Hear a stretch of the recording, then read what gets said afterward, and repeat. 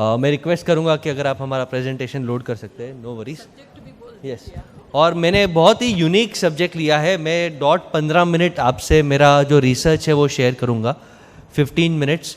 और मेरा टॉपिक है leadership and management through practical Jainism. हम आजकल इतने वेस्टर्न बुक्स फॉलो करते हैं, यूट्यूब सीरीज़ फॉलो करते हैं, इंस्टाग्राम पे जाते हैं, हाँ जी, लेकिन शायद हमको हमारे जैनिज्म के अंदर ही कुछ टिप्स और ट्रिक्स मिल जाए जिसके कारण हम 100x ग्रो कर सके, लाइफ में बैलेंस सुधार सके और हैप्पीनेस ला सके। तो are we ready to hear the tips, yes और no? Yes, alright, thank you. उसके पहले मैं यहाँ पे मेरे कुछ मेरा कहना बहुत ज़रूरी है कि मेरे गुरु, मेरे मेंटोर अशोक भाई है, और अगर वो मुझे रात को 2 बजे भी बुलाएंगे कि अभी 15 मिनट में इमरजेंसी में आओ, आपको स्पीच बोलना है, तो मैं उनको कभी ना नहीं बोल सकता। साथ ही साथ महेंद्र भाई भी है, सेम वीट्रांस के कंपनी में। आई थिंक राजश्री बेन भी है, मैं उनके साथ जुड़ा हुआ हूँ। तो I think they are all superstars here. I am lucky to be in front of you, so thank you for having me here. जब तक ये स्टार्ट करते हैं, मैं एक क्वेश्चन पूछना चाहूँगा, और इसका जो भी राइट आंसर देगा उसको अशोक सर की मर्सिडीज गिफ्ट में मिलेगी।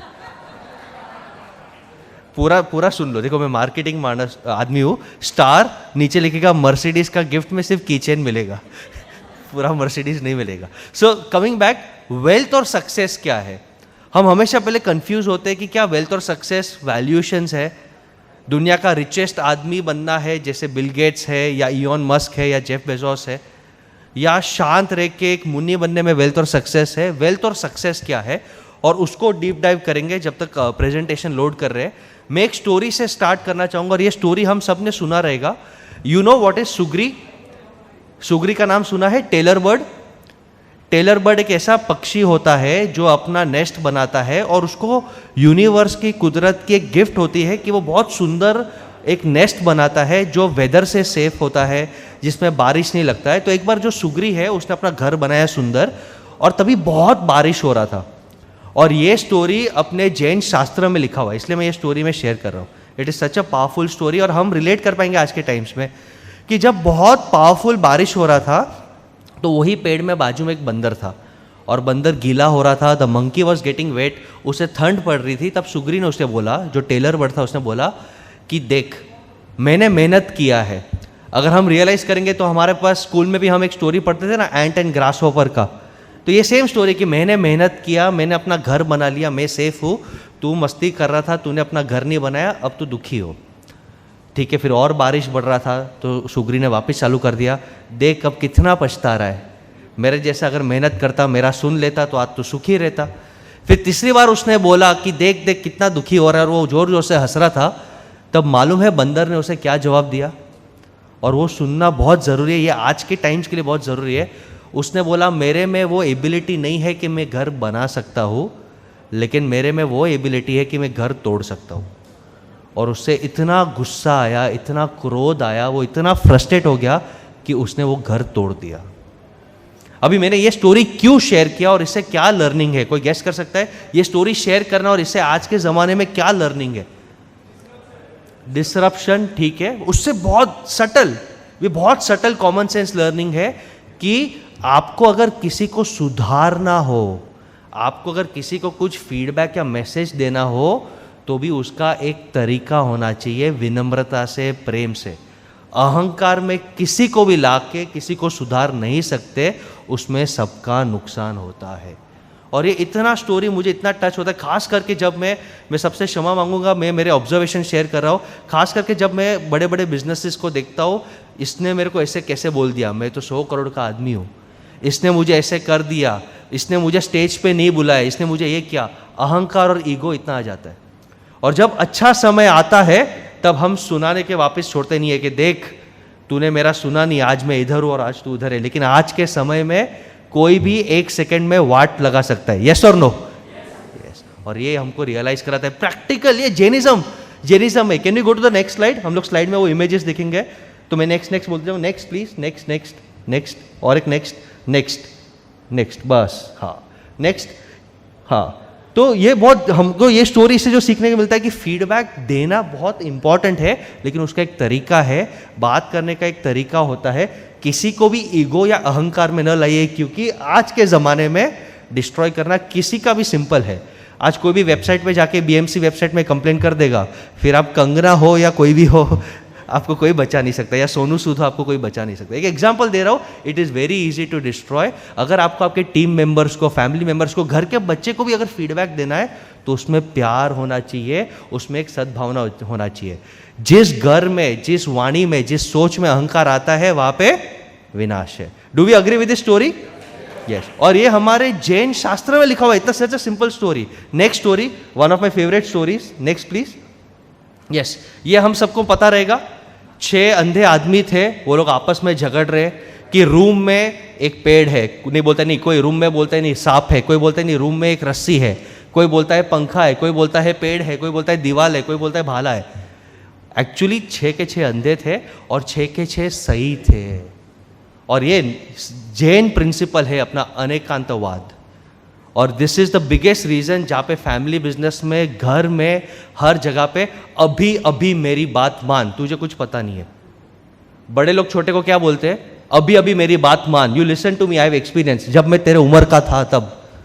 और छोटे लोग क्या बोलते हैं? Dad I want to be cool, I want success right now, अभी का अभी मुझे मान सम्मान चाहिए। वो अभिमान, वो ईगो। अगर हम हमारे जैनिज्म का एक ये जो मूल प्रिंसिपल है अनेकांतवाद के, ट्रूथ इज नेवर सिंपल, हर एक ट्रूथ का एक समय होता है, हर एक ट्रूथ का एक पर्सपेक्टिव होता है। अगर हम ये एक्सेप्ट कर ले तो लाइफ में कॉन्फ्लिक्ट्स कम हो जाएंगे। इसका सेकंड, बिजनेस में इंटरप्रिटेशन। और मैंने यही अनेकांतवाद के ऊपर ही मैंने इंटरनेशनल कॉलेजेस में सेशन करा, ये एक ही टॉपिक पे, कि अगर आपके कंपनी में सब एक ही चीज़ बोलते हैं तो आपका कंपनी कभी ग्रो नहीं होगा।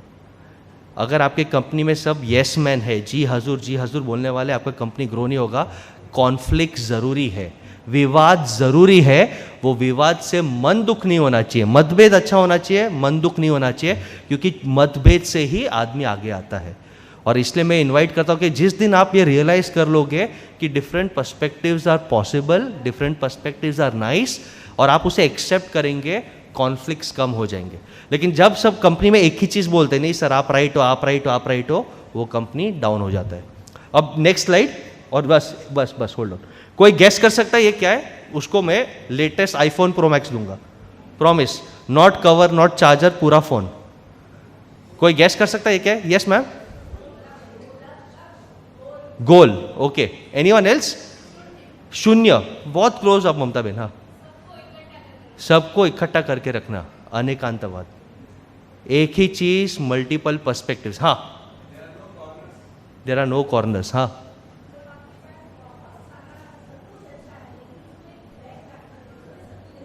देखो ये पावर क्या है, हम हमारा जो सोच है वो इस ऑब्जेक्ट पे डाल रहे हैं, बट अभी बहुत इंपॉर्टेंट है। नेक्स्ट स्लाइड, एक ही क्लिक करना। अब वो गोल क्या है मुझे बोलो? अब वो गोल एक ही चीज होता है, circle. Next slide, next click. अब वो गोल क्या है? 0। इसका अर्थ क्या है? इसका बहुत ही सटल अर्थ है कि आपके अंदर मल्टीपल पॉसिबिलिटीज है, लेकिन आप जिस संगत में रहते हो, आप जिस ग्रुप में रहते हो, लोग आपको वैसे ही जज करेंगे। वो पहले गोल भी था, सर्कल भी था, 0 भी था, सब कुछ था। जब उसको ट्राइंगल के बाजू में रख दिया तो वो सर्कल बन गया, जब उसको वान के बाजू में रख दिया 0 हो गया, जब उसको मैं भगवान के फोटो के बाजू में रख दूंगा तो शायद कोई बोलेगा शिवलिंग है या परमात्मा या कुछ है।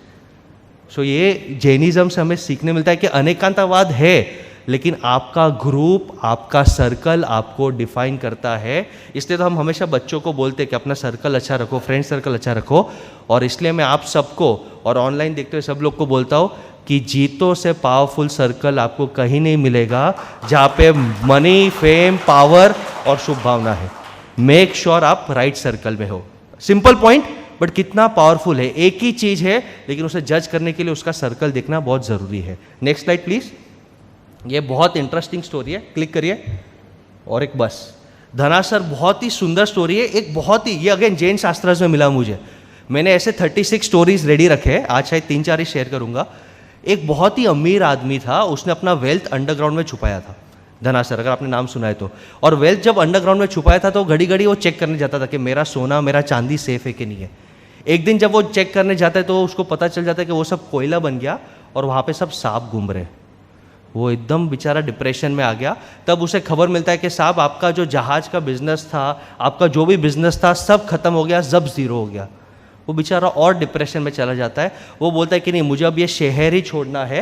वो शहर छोड़ के ट्रैवल करता है शिप में, वो जहाज़ डूब जाता है, ये कैसे ना कैसे एक लकड़ा को पकड़ के बच जाता है और नदी किनारा पहुंच जाता है। जब वो नदी किनारा पहुंच जाता है तब वहाँ पे वो रेस्ट करता है। उसके बाजू में उसे एक बहुत ही ज्ञानी मुनि स्वामी मिलते हैं, तो उसके वो पूरा आदर से बोलता है कि मेरे साथ क्या हुआ, मैंने ऐसे क्या कर्म किए हैं कि मेरे पास सब कुछ था और आज कुछ भी नहीं है। तो ज्ञानी स्वामी ने बोला कि चलो तुझे मैं थोड़ा शेयर करता हूँ। पिछले जन्म में अंबिका नाम के शहर में 2 भाई थे। आप छोटे भाई थे और एक बड़ा भाई था। बड़ा भाई बहुत ही अमीर, छोटा भाई भी बहुत ही अमीर था, लेकिन बड़ा भाई बहुत ही दिलवाला था, बहुत ही दानवीर था, लोगों को हेल्प करता था, अच्छे समाज में धर्म के काम पे दान पुण्य करता था, कोई भी उसे आता था तो उसे मदद करता था। और छोटा भाई बहुत ही कंजूस था। और छोटा भाई जब देखता था कि अमीर, ये जो बड़ा भाई लोगों को हेल्प कर रहा था, तो वो और अमीर बनता गया और पॉपुलर बनता गया, तो उसे जलसी आ गई। तो उसने जाके राजा को कंप्लेंट दे दिया कि ये आपसे पावरफुल बन रहा है, आप इसे मार डालो। तो तब उसे रियलाइज़ होता है कि यार मैंने ये पूरे कर्म किए, इसलिए मुझे ये सज़ा मिल रही है। और वो बोलता है, मुनि आपको मालूम है वो बड़ा भाई कौन है? वो बड़ा भाई ने वापस जन्म लिया, उसको वापस एक ह्यूमन अवतार मिला, बहुत ही अमीर घर में जन्म हुआ, उसे ज्ञान हुआ, आज वो मुनि बन गया और मैं ही वो बड़ा भाई हूँ।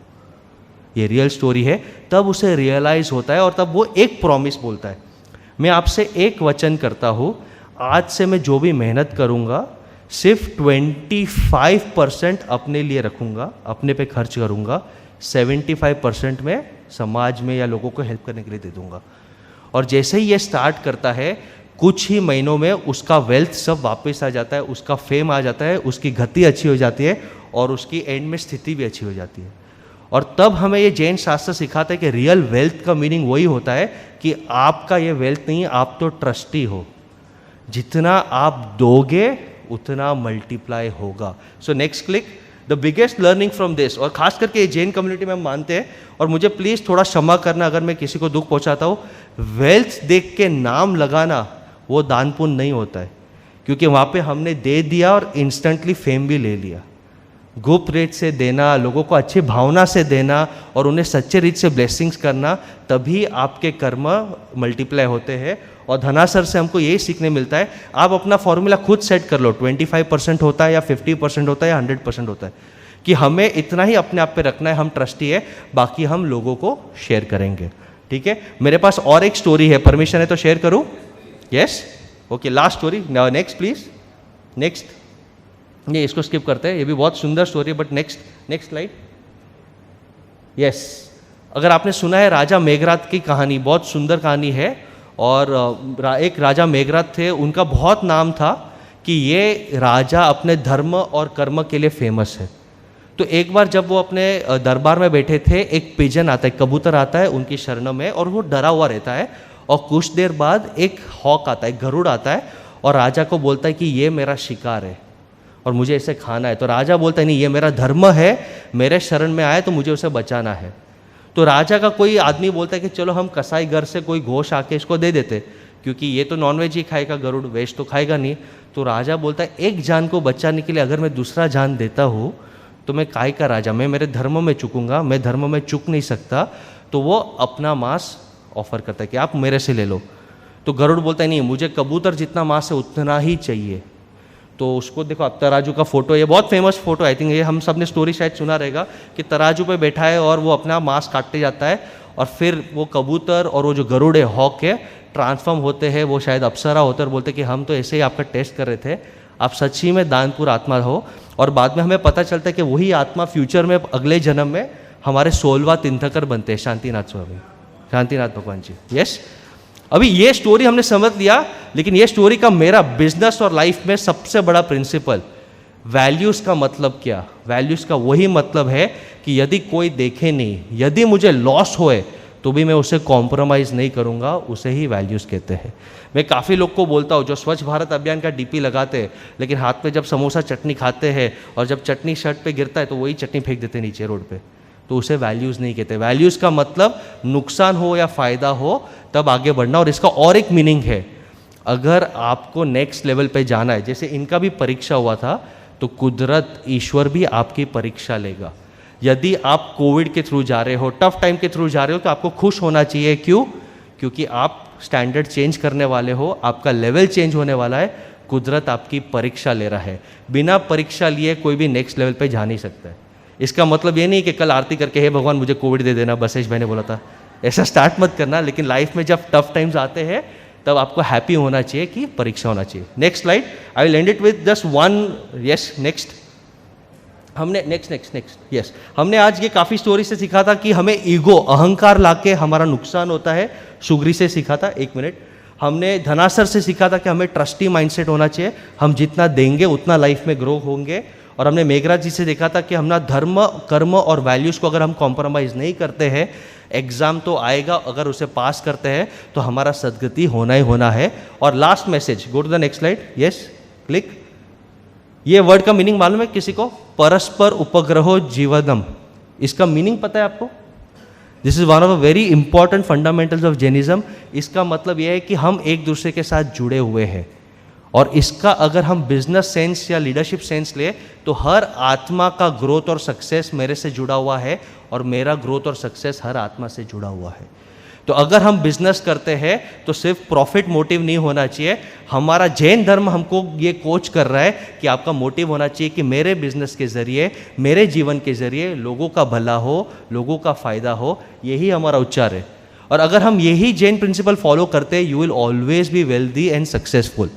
और इन जीतो कंटेक्स्ट, नेक्स्ट स्लाइड, अगर हम ये वर्ड को परस्पर उपग्रहो जीवनम को अगर इम्प्लीमेंट करना है तो उसका एक ही मतलब होता है, नेटवर्किंग करो, एक दूसरे को हेल्प करो। और अगर देने के लिए शायद पैसा और समय नहीं है तो एक चीज़ हम डेफिनेटली दे सकते हैं, दुआ, ब्लेसिंग्स। उसमें कोई कमी नहीं होनी चाहिए। तो हम एक ये नक्की करें कि हमारे जैन फैमिली में, जीतो फैमिली में हर एक के लिए ब्लेसिंग्स होना चाहिए। And with this I and my very short speech. और मैं उम्मीद करता हूँ कि आपको लाइफ में कुछ इंस्पायर आए कि हम जैनिज्म को प्रैक्टिकली अपने लाइफ में अपनाएं और बिजनेस में और लाइफ में दोनों में ग्रो हो सके। जय जिनेंद्र, थैंक यू। यस।